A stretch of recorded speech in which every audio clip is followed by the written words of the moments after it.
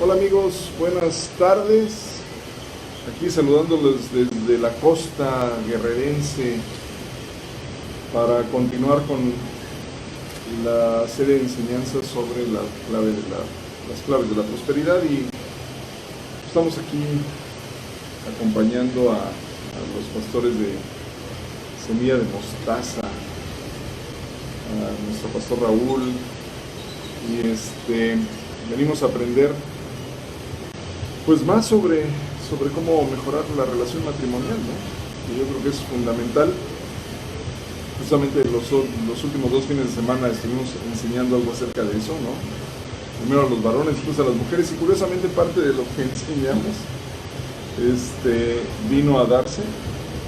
Interesante, para mí fue una confirmación de que Dios, eso es lo que busca, al menos para mí, ¿no? Como varón tengo que mejorar mi relación matrimonial sin duda. Pero bueno, ahora vamos a tocar un tema que también es importante, porque si esta relación no va o no camina bien, normalmente nos genera problemas estomacales, problemas de corazón y problemas emocionales, y en muchas ocasiones ha sido motivo para la separación de las familias. Y uno de esta relación, pues, a la que me refiero ahora, porque seguimos hablando de relaciones interpersonales, es el tema de los hijos. La Biblia también nos da instrucciones muy valiosas sobre cómo mantener la relación con los hijos. Durante el viaje acá venía yo platicando con mi esposa y comentaba yo que tengo que admitir que no he sido el mejor padre para mis hijas. No ha sido o no he sido el padre que ellas han esperado. Si ha sido bueno o no, tal vez Dios es más quien debe de juzgarlo más que yo, pero de todas maneras siento que no ha sido la forma adecuada ni la forma requerida por mis hijas, ¿no? Pero bueno, tendremos que aprender y tendremos que corregir, para eso estamos siendo enseñados. Y hoy vamos a revisar un par de versículos que están en la epístola que el apóstol Pablo escribe a los colosenses, a la iglesia que estaba en Colosas, que dice así en el capítulo 3, versículos 20 y 21: Hijos, obedeced a vuestros padres en todo, porque esto agrada al Señor. Padres, no exasperéis a vuestros hijos para que no se desalienten. Impresionante esta escritura, ¿no? 2 temas aquí para mejorar o para llevar bien una relación con tus hijos. Primero, instruye la escritura a los hijos diciendo que obedezcan a sus padres en todo, porque esto agrada a Dios. Pero después viene la instrucción para los padres en respuesta a ese primer versículo, diciendo: no exasperéis a vuestros hijos para que no se desalienten. ¡Wow! Impresionante estas dos partes, porque primero, lo digo por mí, yo sé que a ustedes no les pasa eso, pero a mí con regularidad me venía ocurriendo y a veces me sigue ocurriendo, que de repente me disgusto y me molesto con mis hijas porque según yo no obedecen.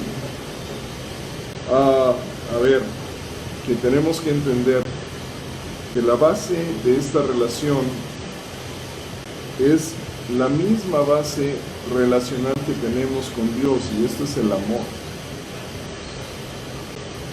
Y no es que los hijos no te quieran obedecer, es que también como padre tienes que saber enseñar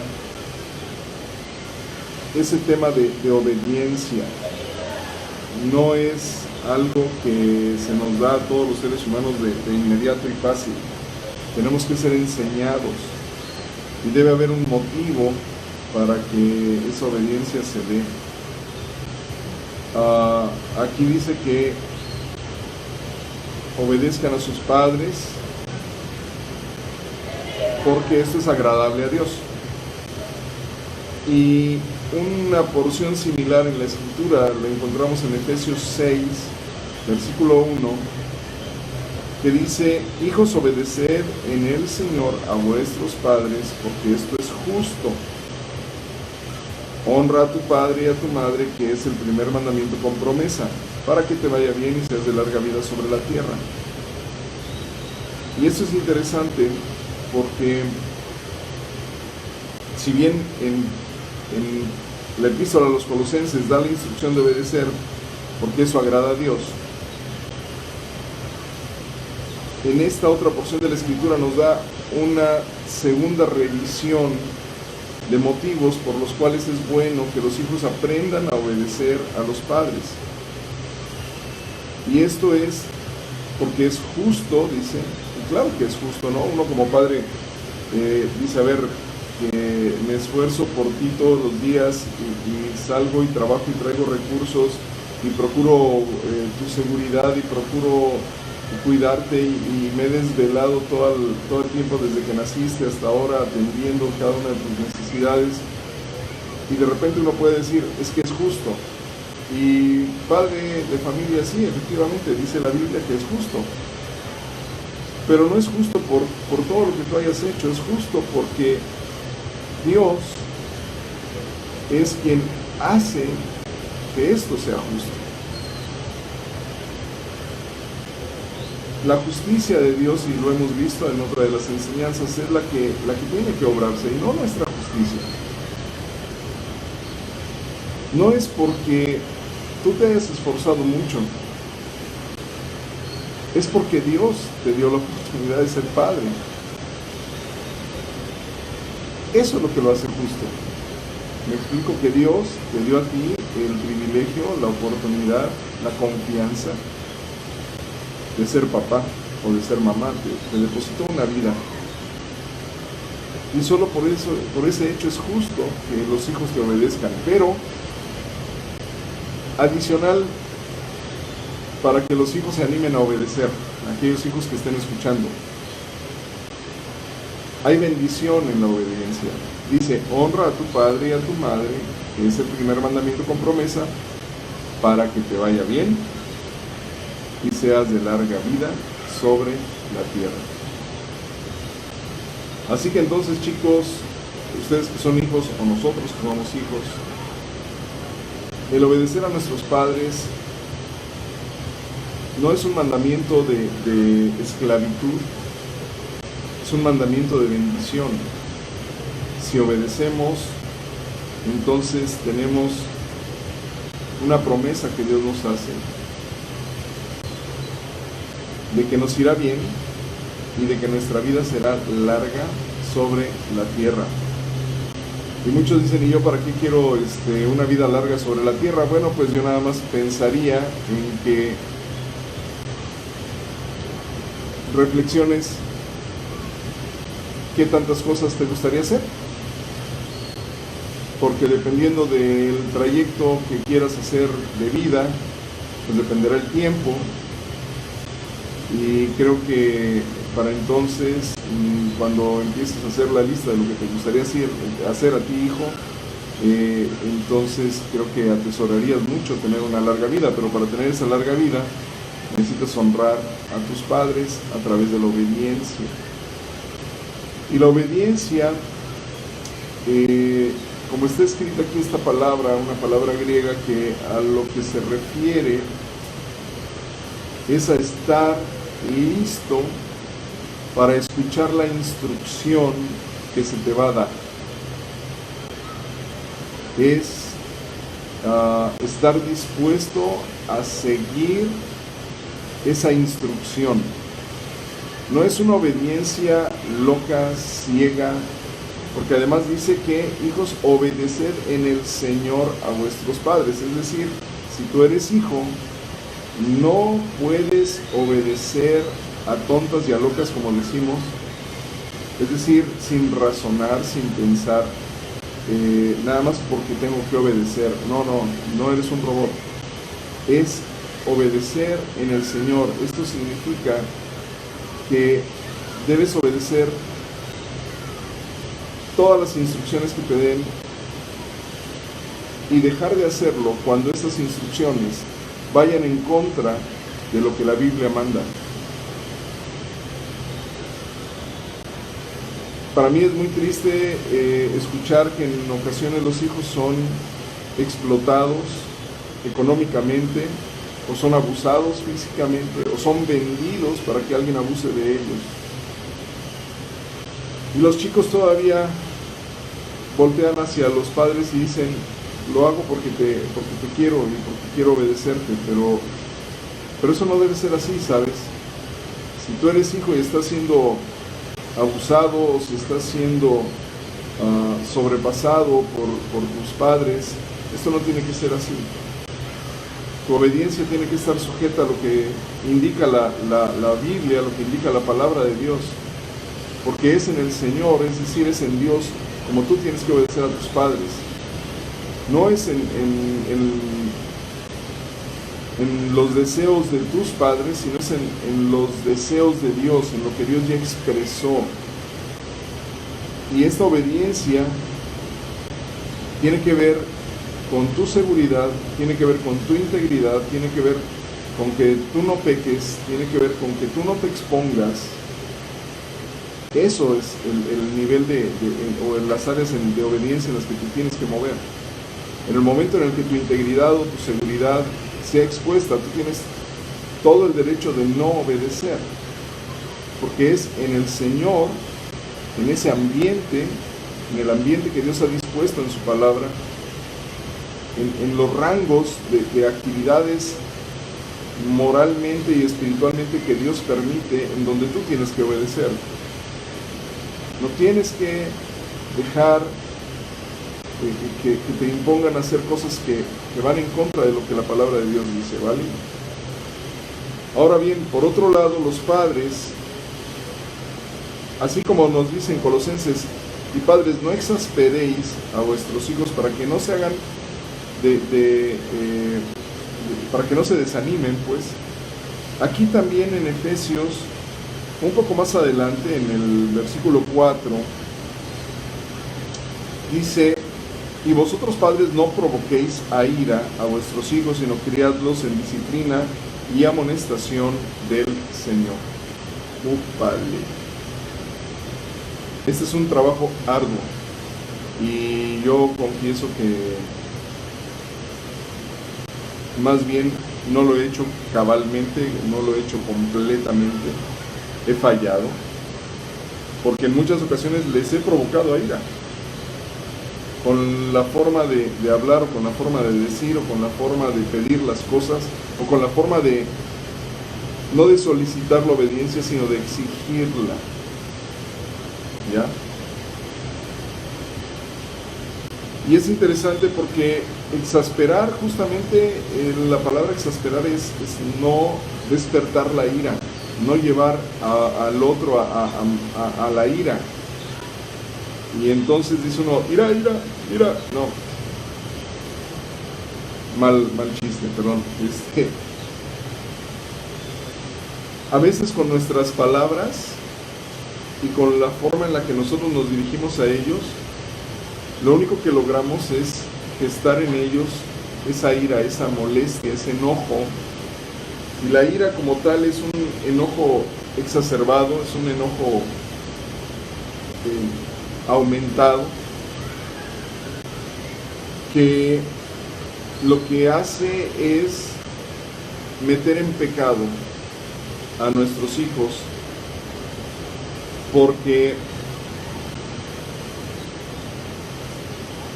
esa ira los va a llevar al rencor, el rencor a la amargura, y la amargura a separarse de Dios.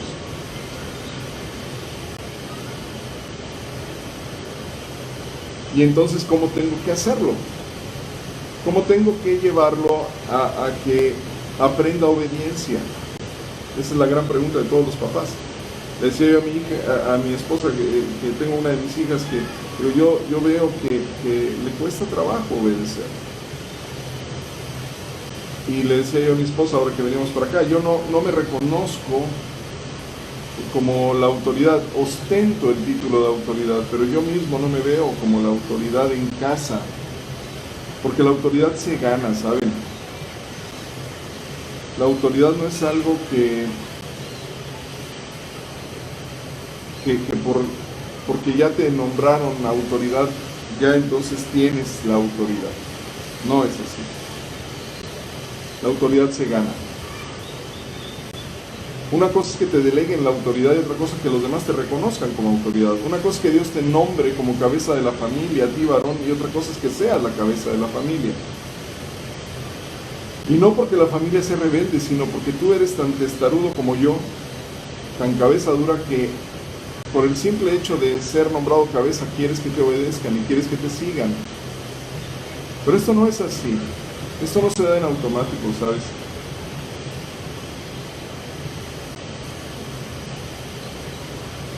Y ahí tenemos entonces que replantearnos. ¿Qué estamos haciendo correcto y qué no estamos haciendo correctamente? Y al final vas a llegar a la conclusión a la que te lleva este mismo versículo: vosotros padres no provoquéis a ir a vuestros hijos, sino criadlos en disciplina y amonestación del Señor. Dos temas fundamentales: disciplina y amonestación del Señor. Wow. Disciplina viene de la palabra griega, que también es de la que se utiliza para el discípulo, y esto implica enseñar, esto implica volverte maestro, esto implica dar tiempo para la conversación y para la explicación y para la exposición, pero no de tus cosas, no de tus principios, sino de los principios que vienen en la palabra de Dios. La otra palabra que viene aquí es amonestación del Señor. Esta palabra en griego apunta, reforzando la parte de la palabra de disciplina, esta parte de amonestación apunta a dar el consejo. Pablo en algún momento decía en una de las epístolas: no me he negado a darles todo el consejo de Dios. Y el consejo de Dios en la Biblia. Y es a lo que se refiere esta parte. O sea, te vas a sentar a enseñarlos, a hacerlos discípulos del Señor. Por eso la disciplina. Pero ¿discípulos de qué? Discípulos del propio consejo de Dios. Lo vas a hacer fundamentado no en tu sabiduría, no en tus experiencias, que son valiosas para compartir, pero no son la Biblia, no son lo que ellos tienen que seguir, porque ni siquiera van a vivir todo lo que tú has vivido. Tú puedes aconsejar, pero tu fundamento principal de consejo debe ser la palabra de Dios. Debes de llevar a los hijos tuyos a que entren y lean la palabra y la entiendan, y tú tienes que explicárselas desde pequeño. Yo tengo que reconocer que el no estar presente en casa con tanto viaje y demás no ha facilitado, pero eso no es excusa. Hoy nos lo decían, eso no es excusa. El hecho de que no estés no es excusa ni justificación. Tienes que darte el tiempo. Y yo lo sé, yo te entiendo. Yo viajé mucho y regresaba cansado, y el fin de semana quería dormir del cansancio que traía, jornadas de trabajo desde las 6 de la mañana hasta las 10, 11 de la noche, y dormir 4 o 5 horas, y levántate otra vez, y salte a campo y bajo el sol. Yo soy de formación agrónomo, entonces estar bajo el sol, decía Norman Burlock, uno de los especialistas en genética vegetal, dice: el único lenguaje que entienden las plantas es el sudor de los agricultores y de los agrónomos, y hay que salir y sudar y trabajar duro. Es la única forma en la que las plantas pueden entender qué tienen que hacer, ¿no? Y esto es así. Entonces decía yo, bueno, es que estoy tan cansado, sí, pero nunca puedes estar tan cansado como para no tener tiempo para enseñar. Tienes que volverte maestro. Yo reconozco que no lo soy, le decía a mi esposa, no les he enseñado, les expongo la palabra, pero no he logrado llegar al nivel de persuasión que tiene un maestro como para convencer de que ciertos principios que vienen en la palabra se los lleven en el corazón y los apliquen a su vida. Pero bueno, tengo que aprender y tengo que esforzarme, no hay más. Es la gracia de Dios la que me va a ayudar. Yo simplemente voy a hacer lo que me corresponde y confío en que la gracia de Dios haga el resto, porque yo no tengo ese poder. No sé, hoy nos decía la esposa de uno de los pastores: no eres el Espíritu Santo, no puedes hacer la labor de convencimiento, ¿vale? Pero sí tienes que esforzarte tú, padre, por dar ese tiempo para tus hijos. Y hay algunos versículos de cómo se hacen las cosas. Por ejemplo, Proverbios 29:17 nos dice: corrige a tu hijo y te dará descanso y dará alegría a tu alma. Y esta parte de corrige es darle la instrucción de cómo hacer bien las cosas. Es a lo que se refiere esta parte. Corrige a tu hijo, es decir, darle el consejo y la instrucción correcta para que haga las cosas como deben ser hechas. Dice: y te dará descanso y alegría a tu alma. Porque sí, cuando los hijos siguen esas instrucciones que tú tomas de la palabra y ves que las aplican, tú puedes descansar porque estás viendo que ellos están caminando de la mano con Dios. Luego nos dice en Proverbios 19, es un libro fabuloso. Yo desde que empecé a leerlo cuando era muy joven, me encantó toda la riqueza de sabiduría que tiene. En el capítulo 19 de Proverbios, en el versículo 18 dice: castiga a tu hijo en tanto que hay esperanza, mas no se apresure tu alma para destruirlo. Ojo, esto es bien interesante porque cuando leemos lo de castiga y nos vamos directo sobre el castigo físico, hay cosas que te van a funcionar en el castigo físico, pero también te dice aquí, y ahorita quiero tocar ese tema del castigo físico, si se vale, si no se vale y demás, pero dice aquí que castigues, pero que no se apresure tu alma a destruirlo. Y esto tiene que ver con el tema de que no te metas en ese enojo, en ese coraje, como yo en ocasiones me llegó a ocurrir. Estaba yo tan enojado, ¿no? Que, tienes que dar un par de nalgadas. Sí, se vale. Perdón, señores psicólogos, yo recibí un par de nalgadas y entendí, y no me destruyó la personalidad, ni acabó con mi autoestima, ni nada de eso.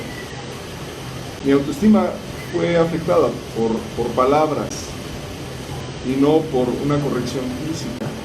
Pero claro, si tú agarras a tu hijo y tomas un alambre de púas y con eso lo quieres corregir, pues estás haciendo no solo algo, no estás siendo totalmente desproporcionado, sino además animal, ¿no? No se trata de eso. El castigo del que habla aquí es justamente la corrección que tienes que hacer. Y el castigo no necesariamente es castigo físico. En ocasiones, para mostrar tu molestia, le puedes dar. Y dice aquí que la vara apartará al chico de la terquedad y del pecado, obviamente. Entonces, un par de nalgadas, no bofetadas. No puedes pegar con tu mano tiene que ser un instrumento de dar amor. Por eso la palabra dice con vara, es decir, con un instrumento que no eres tú, castigarás. Y es bueno hacerlo, pero antes de entrar en el castigo, no lo hagan como yo, por favor, porque yo lo hice en muchas ocasiones así. Mi hija decía: ¿y por qué me castiga? No lo sé. Si tú no pones reglas y no adviertes y no pones por adelantado las reglas del juego y solo castigas porque en ese momento te pareció que estaba mal, el chamaco no va a entender, no se va a corregir. Pero es diferente si tú dices: mira, si tú haces esto, vas a alcanzar este tipo de corrección, pero si haces esto otro, entonces el castigo va a aumentar. Y poniendo esas reglas claras, estás formando disciplina en el corazón de tu hijo y estás ayudándolo a alejarse del pecado. Pero tienes que poner reglas. Transgredir una regla te va a llevar a un castigo. Ese es el principio que tiene que aprender, porque así funciona el reino de Dios por un lado, pero adicionalmente así funciona nuestro mundo. Y entonces estarás formando un buen ciudadano. porque él sabrá que las reglas que están no son para violarlas, como algunos dicen, sino son para obedecerlas, para beneficio de todos, y no nada más de unos cuantos. Ok, Proverbios 22, capítulo 22, versículo 15, nos dice que la necedad está ligada en el corazón del muchacho, lo que le decía hace un momento, mas la vara de la corrección la alejará de él. Así es que si vas a corregir, no tiene que ser con tu mano, en caso de que sea un castigo físico. Pero la vara no necesariamente también es física, ¿sabes? La vara también puede ser quitarle el teléfono celular, o retirarle el iPad, o quitarle la computadora, o no darle el dinero que está buscando, o no permitirle salir con los amigos. Eso también es corrección.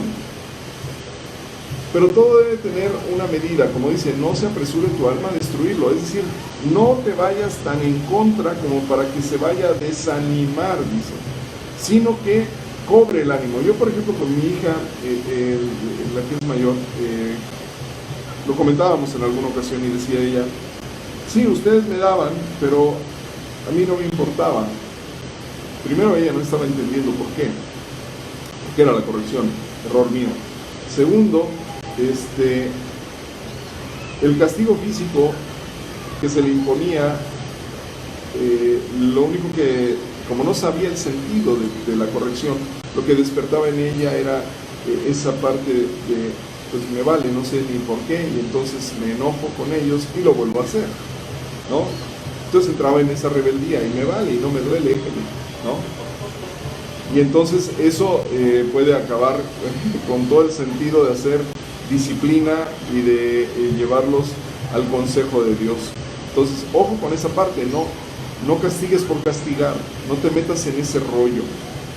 Pon reglas claras y en qué momento funciona y en qué momento no. Y cuando haya que extender la misericordia y la gracia, como Dios lo ha hecho contigo, también te extiende gracia y misericordia, ¿vale? Ya vimos, misericordia es que no te den lo que te mereces, y gracia es que te den lo que no te mereces, ¿vale? Ok, siguiendo con los consejos que nos da la palabra de cómo tener esta parte de corrección y disciplina con los hijos, nos dice en Proverbios 16:6, con misericordia y verdad se corrige el pecado, y con el temor de Jehová los hombres se apartan del mal. Misericordia y verdad corrige el pecado. Misericordia y verdad, dos puntos importantes. La misericordia y la verdad vienen de Dios, nosotros no las podemos poner. Entonces, si tú vas a hacer algo, tienes que ir a la palabra y vas a corregir el pecado en el que haya incurrido tu hijo, llevándolo justamente ¿a qué? A dos puntos importantes: a que conozca la misericordia de Dios y a que conozca la verdad de Dios. Y con esto, la misericordia y la verdad, vas a corregir ese pecado. Dice, y con el temor de Dios, los hombres se apartan del mal. En el momento en que tú le expones la misericordia de Dios y le expones la verdad de Dios, ¿y la verdad de Dios qué es? Vamos al Salmo 119. Tenemos un par de minutitos todavía más o menos. Salmo 119, versículos 159 y 160. Y nos dice ahí, mira, oh Señor, o mira, oh Jehová, que amo tus mandamientos, vivifícame conforme a tu misericordia. La suma de tu palabra es verdad, y el eterno es todo juicio de tu justicia. Es todo juicio de tu justicia. Entonces, la suma de su palabra es la verdad. La suma de lo que viene en este consejo, en esta Biblia, es la verdad de Dios. Y esta verdad es a la que hace mención aquí. Con misericordia y verdad. En el momento en el que tú conoces la verdad, dice Jesucristo, esta verdad te va a hacer libre. En el momento en el que tú conoces la Biblia y conoces todo lo que está contenido y el amor de Dios y cómo Dios nos perdonó nuestros pecados a través de Jesucristo, y cómo el amor de Jesucristo es tan grande que la única respuesta lógica que podemos dar es amarle y obedecerle. Cuando conoces eso y se lo expones a tu familia y se lo expones a tus hijos, tarde o temprano tus hijos van a empezar a atesorar esta palabra para ellos. Pero si encima de todo te ven a ti practicarlo, luego entonces ellos van a decir, vale la pena seguir lo que hace mi papá. Perdón, o sea, nos acabó el tiempo, ahora ya me puse una alarma, pero ya termino con esto. Tus hijos van a decir, vale la pena. Vi a mi mamá, vi a mi papá practicarlo, vi los resultados que les dio, lo voy a seguir. Estoy persuadido, estoy convencido, me lo enseñaron. Eso también lo quiero yo para mis hijas. Son importantes para mí ellas, así como mi esposa. Les pido perdón delante de todos aquí, que no lo he hecho de forma correcta, chicas, pero tengo que esforzarme, porque en Proverbios 13:24 hay algo que es tremendo, y lo expresa así el autor, dice: el que detiene el castigo a su hijo aborrece, mas el que lo ama desde temprano lo corrige, desde temprano lo aconseja, desde temprano lo instruye.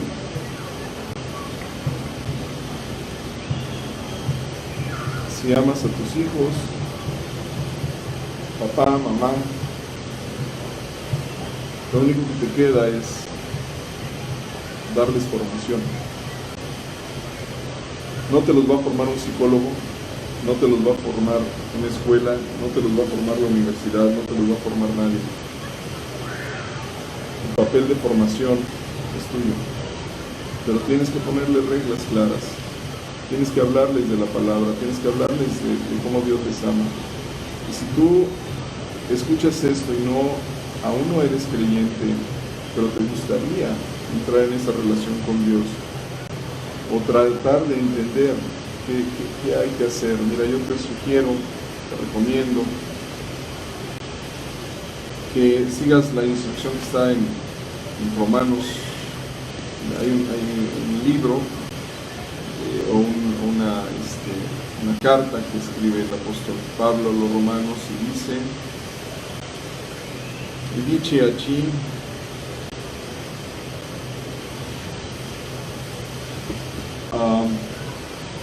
en el capítulo 10, versículo 13, porque todo aquel que invocar el nombre del Señor será salvo. ¿Cómo pues invocarán a aquel en el cual no han creído? ¿Y cómo creerán en aquel del que no han oído? ¿Y cómo oirán sin haber quien les predique? ¿Y cómo predicarán si no fuesen enviados? Bueno, ahora yo estoy aquí predicándote, diciéndote que invoques su nombre. ¿Y qué tienes que invocar? Dice en el versículo antes, en el versículo 8, dice: más que dice, cerca de ti está la palabra en tu boca y en tu corazón. Esa es la palabra de fe que predicamos. Que si confesares con tu boca que Jesús es el Señor y creyeres en tu corazón que Dios le levantó de entre los muertos, serás salvo. Porque con el corazón se cree para justicia, pero con la boca se confiesa para salvación. Lo único que tienes que hacer es abrir tu boca y reconocer, o decirle a Jesucristo: Jesucristo, sé tú el Señor, yo no puedo, sé tú el Señor, me rindo, te pido perdón por los errores que yo haya cometido, te pido que me limpies de toda esa maldad, te entrego mi vida, te entrego mi corazón, sé tú el Señor, y a partir de hoy quiero leer tu Biblia y quiero seguir esas instrucciones. Así lo hice yo hace muchos años. No he sido perfecto, lo reconozco, he fallado mucho, pero el caminar ha sido menos pesado y menos complicado. Te recomiendo que lo hagas tan pronto puedas. Y bueno, eso era todo lo que tenía para compartirles hoy. Tengo un reto enfrente bastante grande. Como padre, tengo que mejorar mucho, porque, como les decía, a mis hijas les he fallado. Tengo que enmendarlo. Gracias a Dios porque nos da esta oportunidad.